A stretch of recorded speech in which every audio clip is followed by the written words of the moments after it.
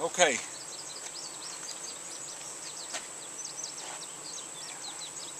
Alright, 1, 2, 3, go. Why should I go into my hive and how often? That's a hard question to answer. There probably is not a specific answer to that question, a specific good answer to that question. You know, when you start to get married, or you're thinking about getting married, you may have your doubt yourself, not doubt, but you may question it, and you think, do I really want to do this? And I don't think there is a good specific answer to that question. Should I get married? You know? Gut feeling and love. Now, when it comes to beekeeping, should I be a beekeeper? Well, if you have a gut feeling, you don't have any bees, and you're thinking about getting into beekeeping, if you have a gut feeling that you would enjoy it, then that probably is the only good answer. Now, how often should I go into my bees, and why should I go into my bees? If you don't have a desire to go into your bees, and I don't mean to be ugly when I say this, but you probably should not be having bees. I think that is a specific answer to that question, should I have bees? And after you have bees, after you get them, if you don't have a burning desire to go into them, then you probably should not have bees. So that is a specific answer and guideline. Now, this hive here, why should I go into my bees and how often?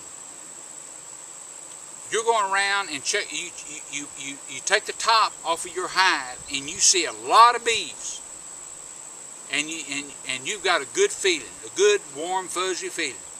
Man, they're doing good. There's a lot of bees in this hive. Well, that's all that is a good feeling, because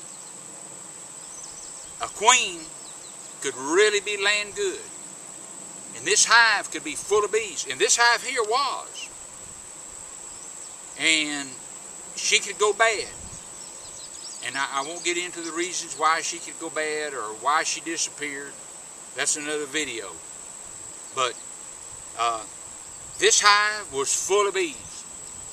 It had 2 brood chambers. This is one deep brood chamber. It had another deep brood chamber on it. And it was full of bees.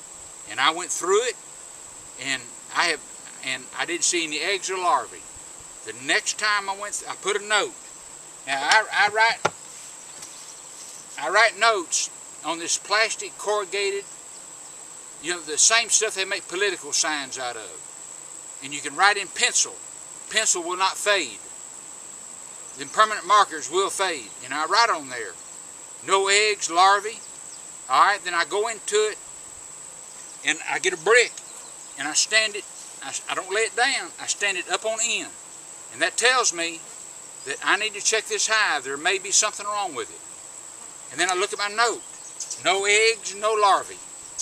And I go into it a week or 2 weeks later, and I confirm there's no eggs or larvae. Now, I've done that with this hive.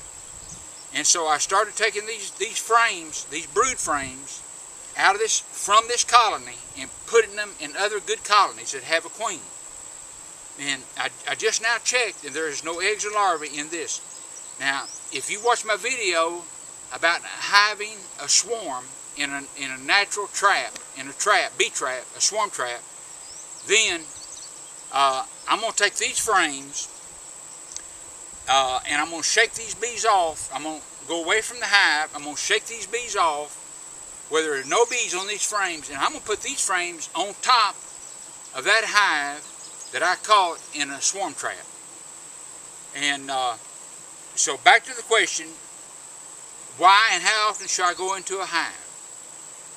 When I first got bees, I was obsessed with it. I wanted to go into them all the time. And beekeepers told me, don't go into your hive more than once a week. It will disturb them.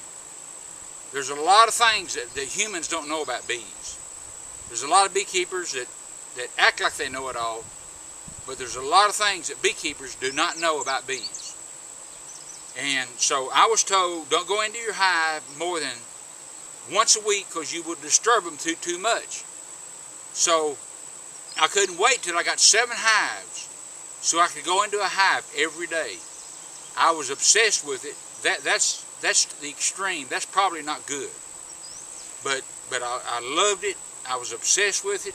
And so you should probably go into your hive, golly, at least once a month and confirm. As soon as you see eggs or a young larvae, then if you want to, you can close it back up, put it back together. But I would say at least once a month you need to go in there and see if you have eggs or larvae. Then you've confirmed that you've got a queen, a good, viable queen. If you don't see eggs or larvae, then go back in there a week or 2 weeks later. And this time, go in there deeper, go into more frames and look for eggs and larvae. And if you don't see eggs or larvae, then your queen has gone bad. So I hope that answers your question. If you have any questions, make a comment. I try to answer all the questions. And I hope this helps you. And I'm going to turn the video off. Here's my smoker. You beekeepers know what a smoker is.